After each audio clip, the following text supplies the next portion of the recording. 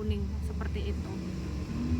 Jadi dia didiamkan terlebih dahulu, kemudian baru kalau misalnya sudah waktunya untuk dimakamkan, baru mereka menggunakan keranda, atau di sini kalau kita lihat ini kayak mereka menggunakan mobil ya untuk dimakamkan ke peristirahatan terakhir mereka. Kalau dulu di sini kan masih belum ada ornamen ya. Kalau sekarang ada ornamen.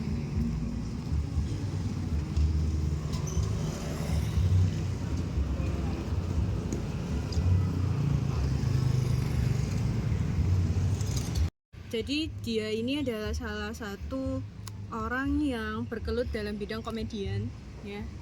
Jadi pada tahun 70-an dia bersama dengan teman-temannya membuat sebuah grup yaitu namanya Surya Group. Jadi di sini dia ikut serta dalam perfilman, sinetron seperti itu. Yang mana yang membuat dia cukup dikenal adalah pada saat Inem Pelayan Seksi seperti itu.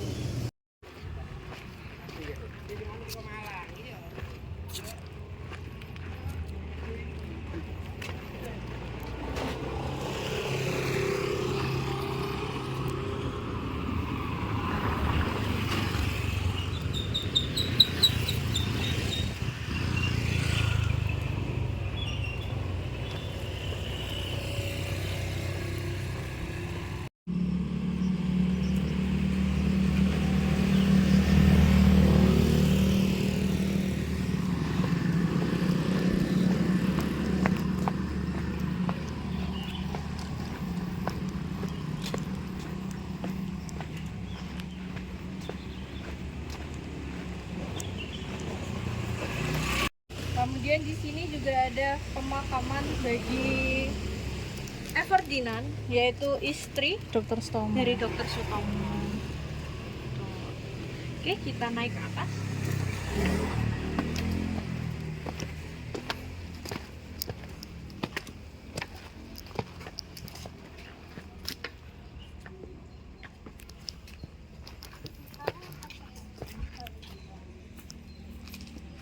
Meninggal seperti itu.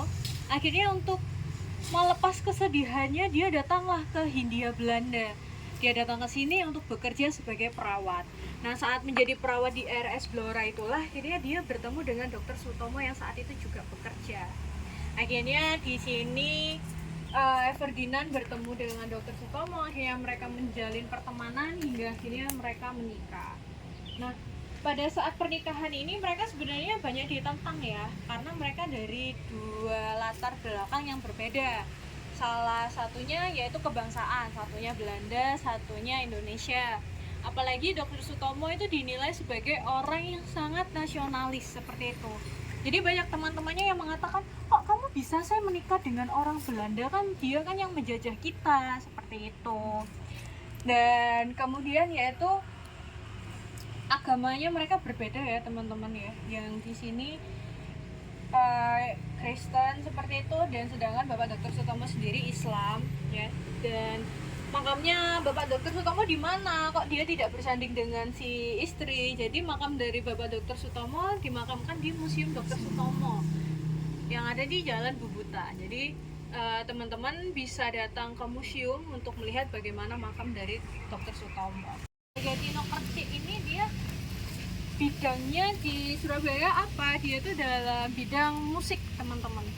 Jadi di Surabaya di sini dia membuka sekolah musik yang mana dia dikatakan sebagai sosok legendaris musik klasik di Surabaya. Di bawah pendidikan atau gemblengan si Tinokerti ini, teman-teman, dia itu menghasilkan beberapa musisi yang cukup terkenal seperti Dara Puspita, Mus Mulyadi, seperti itu. Berarti satu makam berarti ada 2 orang gitu tuh? Iya, jadi di sini pemakamannya nggak hanya ada 1 orang, tapi juga bisa ada 2 selama dia masih dalam satu keluarga. Gitu. Dia mungkin istrinya beliau. Konon katanya patutnya ini bisa bergerak di malam hari, tapi alhamdulillah saya belum pernah melihat, jangan sampai ya. kamu senyum sama kamu. Nah ini ya, jadi kalau kita lihat beda ya. Ini sepertinya itu apa itu helm Jadi helm ini kayak helm terbang TNI iya. gitu, yang mana atasnya ini tuh sebenarnya tuh kacamata teman-teman. Ini kacamata. Jadi kalau kalian sering lihat film pertempuran, yang film-film pertempuran zaman dulu gitu ya, kalian pasti bisa berimajinasi gimana sih sebenarnya bentuk dari ini. Jadi ini bukan rambut, tapi ini tuh kayak helm. Terus ini ada kacamatanya. Orang-orang mengatakan bahwa ini adalah pemakaman dari Rombaldo. Dia itu siapa? Dia yang mencetuskan atau penerbangan di Surabaya pertama. Jadi dia meninggal karena balon udaranya saat itu mendapati kecelakaan tahun 1911. Tapi ternyata makam yang ada di sini bukan makam dari Rombaldo, teman-teman, melainkan pemakaman dari 4 orang penerbangan, tetap sama penerbangan tapi bukan Rombaldo. Ada 4 orang yang dimakamkan di sini. Dia itu meninggal karena juga sebenarnya sama kecelakaan udara pesawat. Jadi dia kecelakaan pesawat amfibi Dornier 226 seperti itu. Jadi makanya kok sebenarnya ini kok ada helm dan juga kacamata gitu. Rombaldo itu orang mana, Mbak? Apa? Orang mana? Si ini pastinya orang Belanda ya, atau orang-orang Eropa seperti itu. Jadi 4 nama orang ini ada Martinus, kemudian Valentin, kemudian Martinus, Valentin, Cornelius, dan satunya lagi siapa ya? Astagfirullahaladzim, lupa. Itu 4 orang berarti dimakamkan di sini, Iya, jadi dimakamkan satu. dalam satu tempat. Jadi kan kalau tadi 2 ya, ini 4, ada 4. Di berarti Peneleh kecelakaan- malah di Peneleh ada lebih banyak. Oh. Itu ada sekitar ada banyak. Itu karena di situ ada Ursulin, suster Ursulin, jadi makamnya di sana. Sekitar mungkin lebih dari 10 orang Jadi, dimakamkan. Oh, Makam satu makam. ini sistemnya makam mati ya, jadi banyak rongga-rongganya. Memang Oh, ada rongga. khusus. Ya. Oh. Jadi di sini ada Cornelius, Valentin, Lambertus sama Martin. Jadi ada 4 orang yang dimakamkan di sini. Dan kalau kita bisa mendekat mungkin bisa melihat ya. Ini ada dulunya. Jadi dulunya di atas itu ada nama-nama orang-orangnya. Oh, iya. Cuma sekarang udah hilang. Ya. Dan kemudian ini fotonya zaman dulu seperti ini. Ya. Oh, iya ada. Seperti ini. Gitu. Dan kalau kita lihat di belakangnya ini ada makam ya. Ini sepertinya makam dari Bu Ferdinand yang bisa kita lihat sebenarnya di sini kayak ada patungnya. Kelihatan kah? Oh iya. Ada patungnya seperti itu. Tapi sekarang patungnya juga sudah tidak ada.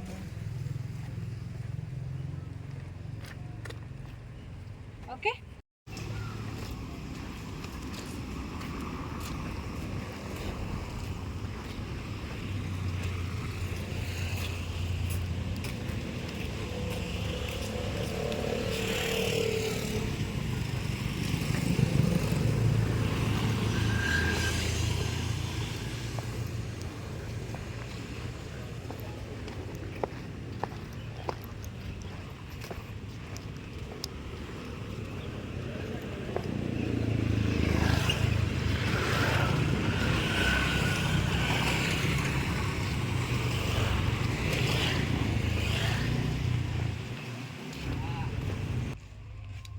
Oke, jadi sekarang kita lagi ada di makamnya Cornelius Cosman Citron.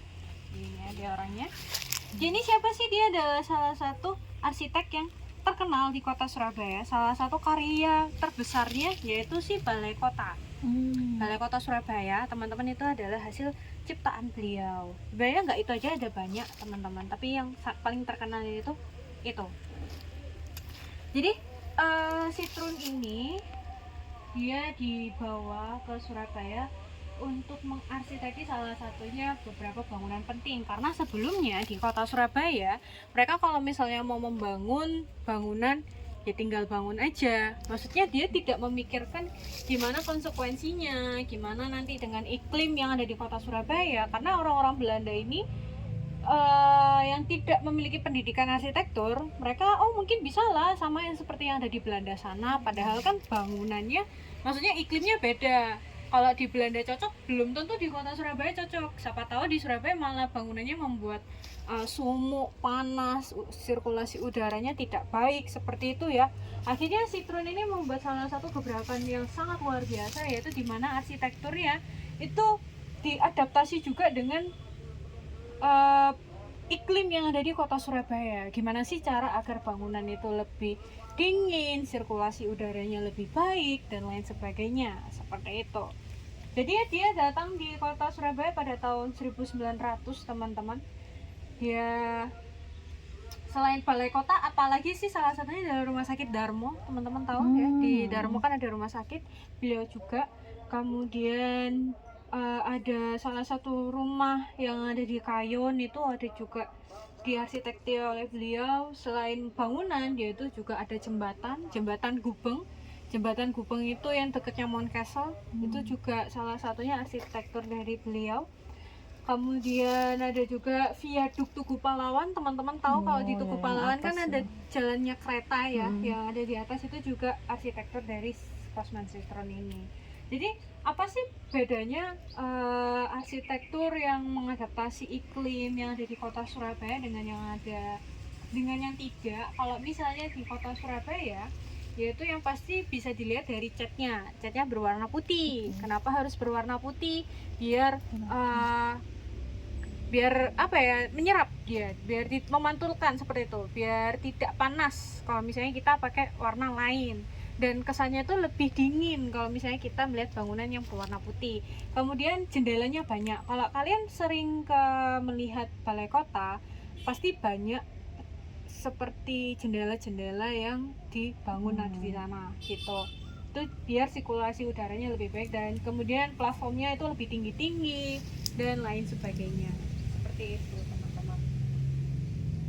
Jadi di Surabaya bangunannya itu dia membangun dari tahun 1913 sampai tahun 1940, tapi dia meninggal tahun 1935. Mungkin sebelumnya itu sebelum dia meninggal ada salah satu bangunan yang diarsiteki beliau dan selesai pada tahun 1940, seperti itu di sini.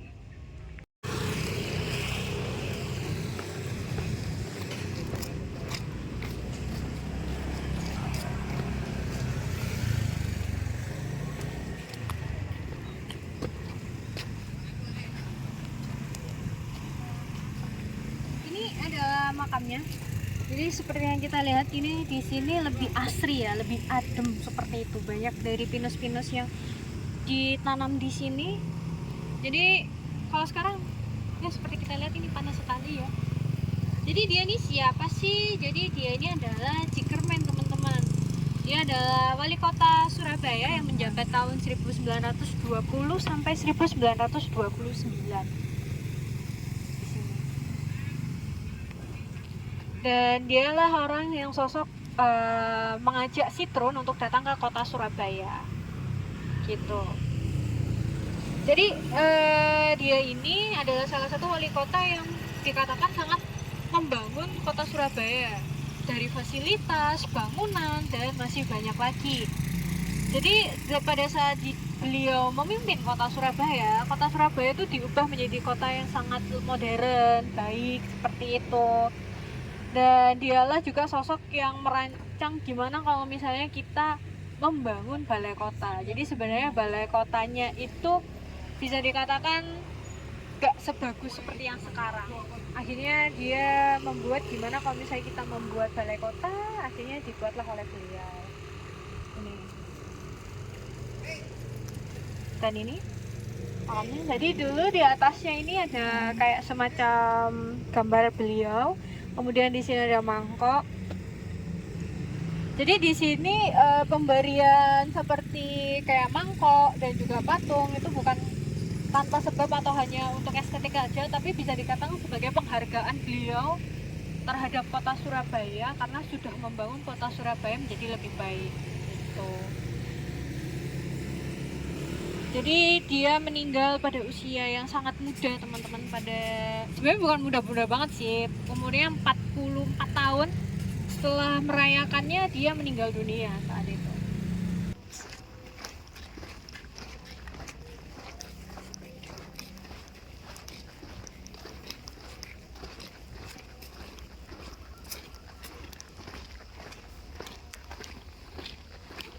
ada 7 kalau nggak salah ya. Jadi di Surabaya hanya ada 1, kemudian ada di Jakarta, ada di Semarang, ada di Bandung. Dan ini fotonya. Jadi di sini itu hanya khusus korban Perang Dunia Kedua dan juga tahun 1942-an.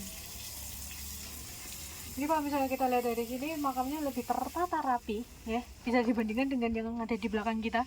Jadi di sini lebih ditata karena memang yang di sini itu dikelola langsung oleh orang Belanda, oleh bangsa kerajaan Belanda, yaitu OGS, Oorlogsgraven Stichting di sini. Dan seperti yang kita lihat teman-teman, makamnya yang ada di sini itu nisannya itu sebenarnya kalau kita lihat di sini ada 2 ya. Ada yang kembang sama ada yang salib biasa. Yang kembang itu yang cewek, yang salib biasa itu berarti dia cowok. Kalau kita masuk lagi sebenarnya nisannya tuh ada banyak, ada yang Islam. Kalau yang Islam itu dia lingkaran biasa, setengah lingkaran. Kemudian kalau misalnya dia Yahudi itu dia ada bintangnya di atasnya. Kemudian Buddha, Hindu, ya pokoknya sebenarnya yang dimakamkan di sini nggak hanya orang-orang Belanda aja yang beragama Kristen dan Katolik, tapi juga ada Islam, ada Yahudi, ada juga Hindu, Buddha, dan juga yang di sini nggak hanya Eropa saja, tapi ada juga orang Indonesia seperti dari Kenil. Teman-teman tahu Kenil? Dia seperti TNI ya, TNI-nya orang Belanda. Jadi di sini dia macam-macam, yang penting dia adalah korban Perang Dunia Kedua seperti itu. Salah satu yang paling terkenal adalah insiden Gubeng, yaitu yang mana pada Oktober tahun 1945 banyak dari anak-anak dan juga wanita ingin dipindahkan ke tempat yang lebih aman, teman-teman. Jadi dia melewati teman-teman, kalau tadi di Surabaya itu ada kerapan sapi yang di TP yang ya. dekatnya TP Basuki Rahmat ya. Pada saat berjalan untuk menuju ke area yang lebih aman, di sana dia dihadang, teman-teman. Dihadang oleh orang-orang Indonesia, dan isinya itu adalah orang-orang Belanda, wanita dan juga anak kecil. Nah, pada saat dihadang itu mereka kira yang ada di dalamnya itu isinya adalah tentara. Akhirnya orang-orang Indonesia pada saat dihadang itu ditembaki yang ada di dalam dari truk tersebut. Padahal isi dari dalamnya adalah anak-anak kecil dan juga para wanita. Akhirnya anak-anak kecil itu dimakamkan di airfield ini. Jadi makamnya itu juga nisannya kecil-kecil untuk menandakan bahwa dulunya dia adalah anak kecil yang dimakamkan di sini, seperti itu. Dan juga yang di sini yang paling cukup terkenal itu adalah si Karel Doorman. Jadi Karel Doorman ini dia adalah hasil dari pertempuran Laut Jawa. Jadi orang-orang Belanda itu dia melakukan pertempuran dengan Jepang, namun sayangnya orang-orang yang mengikuti perang Laut Jawa ini harus meninggal dunia dan tewas ya. Jadi jasadnya dia masih ada di laut, tapi di sini akhirnya dibuat monumen Karel Doorman seperti itu. Dan fun fact-nya ada salah satu orang yang meninggal bisa dikatakan cukup unik meninggalnya. Jadi dia katanya, kata teman saya, Rifki, salah satu storyteller yang ada di Bersungaria, mengatakan bahwa salah satu orang yang dimakamkan di sini itu meninggalnya cukup unik karena dia waktu itu ingin membeli telur, tapi dia harus meninggal di tangan orang Indonesia. Jadi waktu itu dia nggak tahu kalau misalnya orang-orang Belanda ini sedang diburu oleh orang-orang Indonesia. Akhirnya dia yaudah pergi aja pengen beli telur. Ternyata bukan telur yang ia dapat, dia harus meninggal di tangan orang Indonesia. Seperti itu. Nah teman-teman, kalau misalnya pengen masuk ke dalam airfield ini, kalian bisa ikut rute bersukaria yaitu Senja di Airfield, yang mana menceritakan cerita-cerita dari orang-orang yang dimakamkan di sini. Seperti itu. Bisa dikatakan meskipun dia dilahirkan oleh ayah Jerman dan ibu Belanda, tapi dia memiliki kebangsaan Surabaya, warga negara kebangsaan Indonesia, dan dia dilahirkan di Surabaya pada tahun 1899.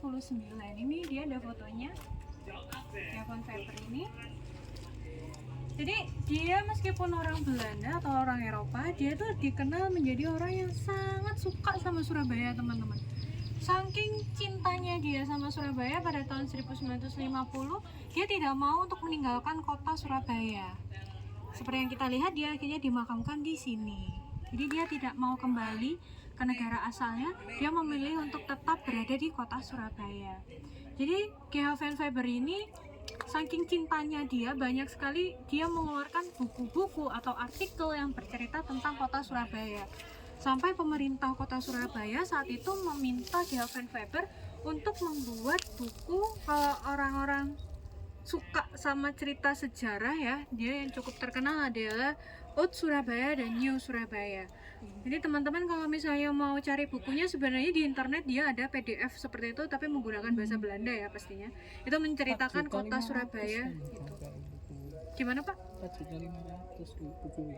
Hah? 4.500.000. Apanya itu? Bukunya? Buku fisik. Oh, buku fisiknya.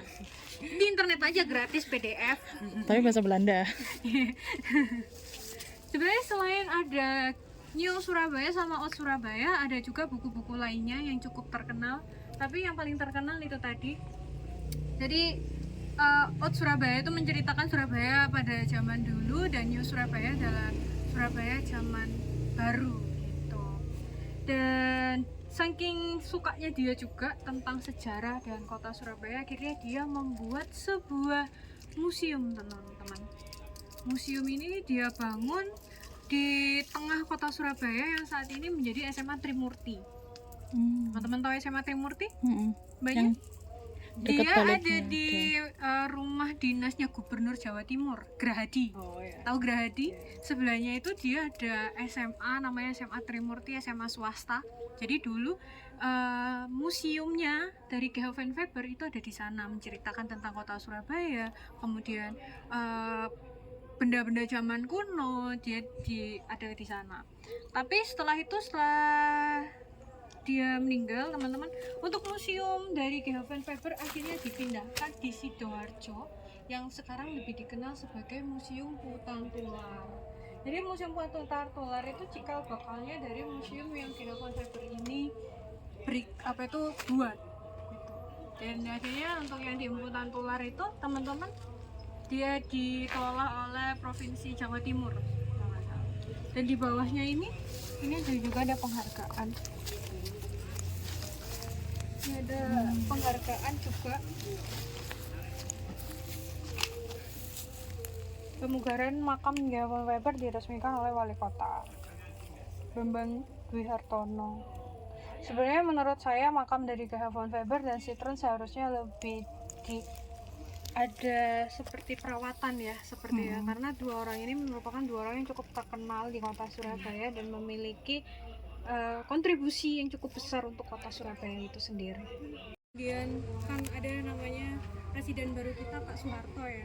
Nah, pada masa pemimpin dari Pak Soeharto itu ada salah satu kebijakan yang dikatakan kebijakan nasionalisasi, yang mana kebijakan ini ditujukan kepada orang-orang Tionghoa yang ada di Indonesia.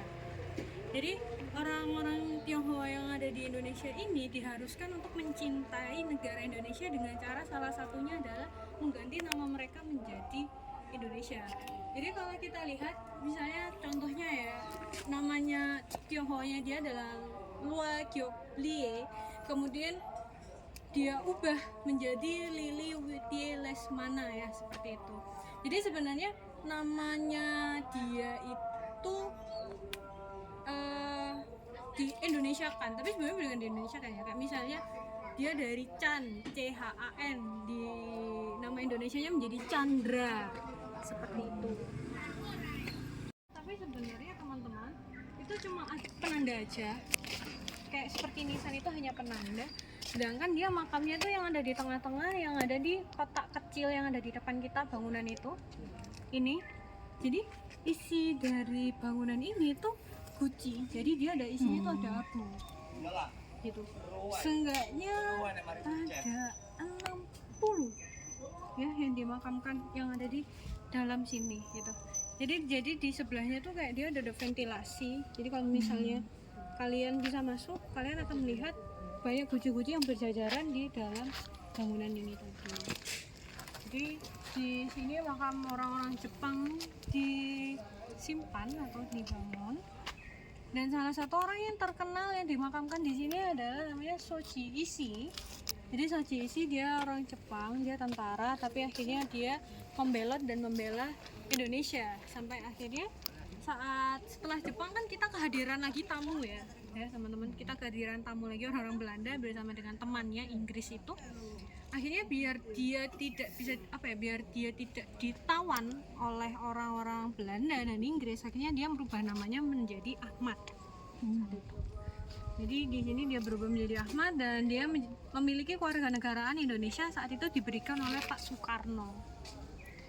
Dia meninggal pada tahun 2002 sepertinya. Jadi Ahmad ini baru dia dimakamkan.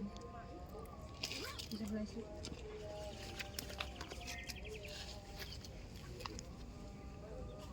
Jadi sama seperti yang ada di Peneleh sana. Jadi yang di Peneleh nggak hanya orang-orang Eropa saja yang dimakamkan, ada orang Jepang, ada orang Cina. Sedangkan di sini juga nggak hanya untuk orang-orang Eropa, tapi di sini juga ada orang Jepang. Biasanya di sini ada monyetnya teman-teman, tapi alhamdulillah tidak ada monyetnya. Saya takut. Oke, selanjutnya. Monggo Pak.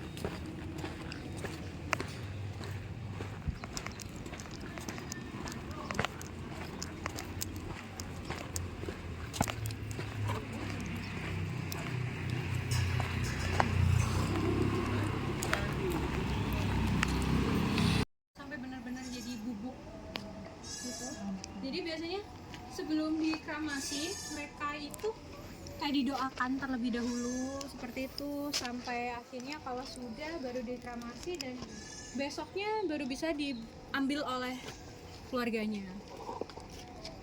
Oke, kembali ke sini. Jadi ini adalah pemakaman untuk orang-orang Yahudi. Jadi dulu teman-teman, kalau sekarang kan memang agama itu kan cuma ada 7 ya kalau nggak salah ya. Dan Yahudi tidak termasuk. Tapi dulu pada masa Belanda Yahudi itu lumayan cukup banyak di Surabaya.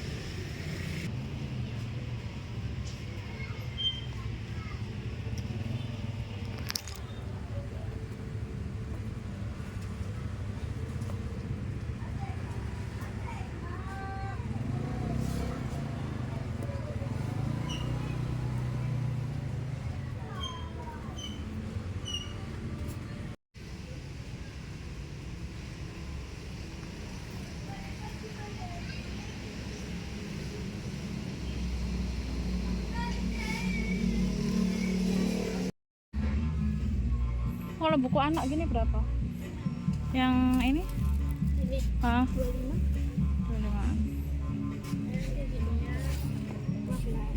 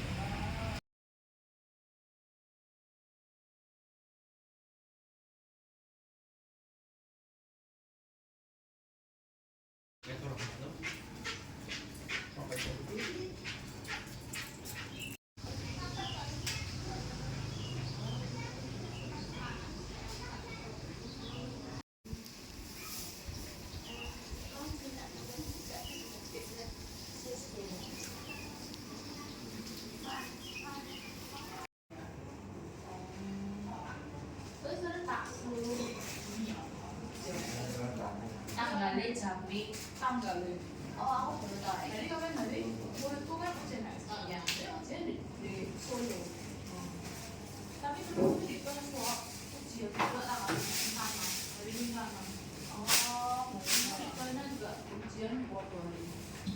aku yang tadi makan.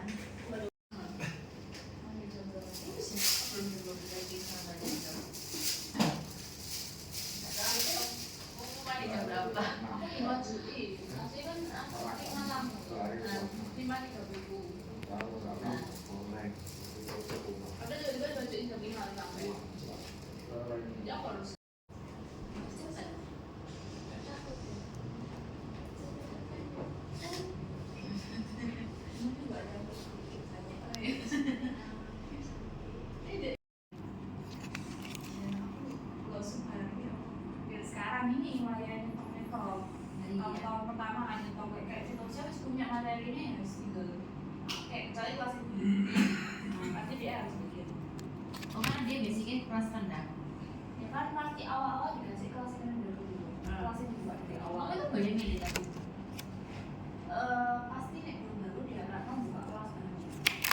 Jadi dari awal dari nol. Dari awal. Terus naik. Kayaknya sekarang kan pakai U1. Ya wes aku yang ngurus kelas terus sampai terus.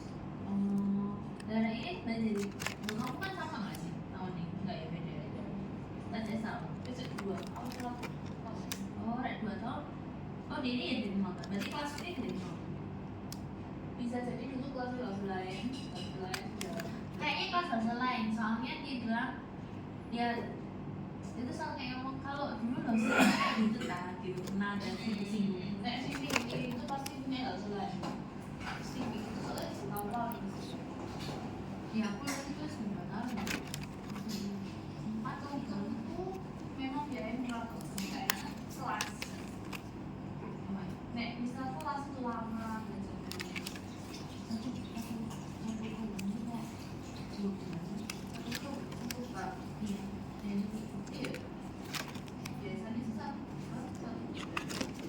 tapi kelas tinggi ini ya Soalnya, tapi soalnya kita nggak bebas. Makan sih mana?